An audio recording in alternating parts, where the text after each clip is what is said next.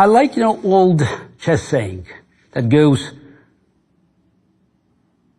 tactics is knowing what to do when there is something to do, while strategy is knowing what to do when there's nothing to do.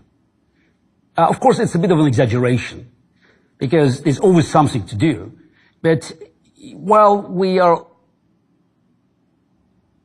looking at the tactical solutions, it's something immediate, something almost instantaneous. We assume it's sharp. When I say sharp, it's maybe involves sacrifices, something that disturbs the balance of the position. And you can see an immediate outcome. It goes one or another. Strategy is of course, a long term. So strategies is actually seeing the outcome of so slow maneuvers, and also anticipating, what you can do to disturb opponents' plans.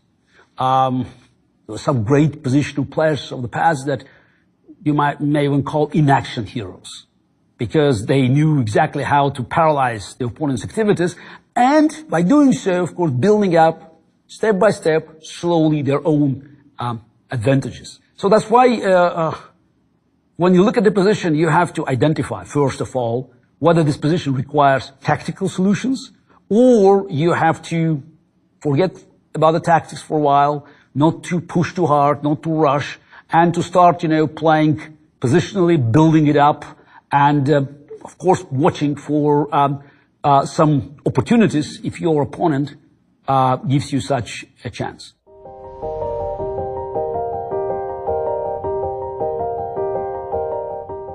There is no general strategy for the game of chess, because it depends very much on who you are and who your opponent is. We're all different.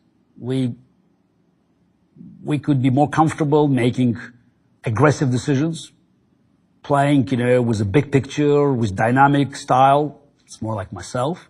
We could be more cautious, very vigilant, playing, slower game, gaining small advantages, and waiting for opponents' mistakes, more like Karpov's chess. There's nothing wrong with either approach.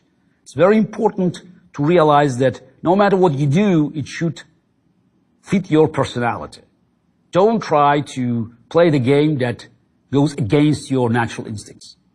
This is the most important lesson from the game of chess. Remember that at the end of the day, game of chess is about making decisions, as anything in life. Trying to force yourself to play the game that doesn't fit your natural instincts, your personality, it's counterproductive.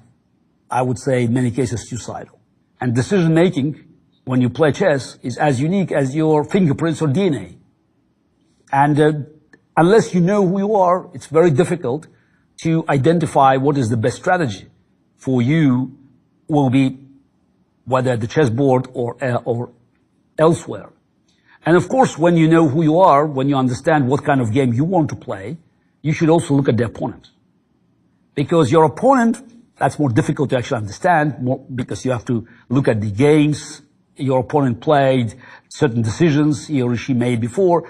But if you can get the best of this knowledge, recognizing the strengths and the weaknesses of your opponent, then you can start thinking about designing the game that will be beneficial for you and will be most annoying for your opponent. I followed this wisdom when I played Garry Kasparov, and I did well.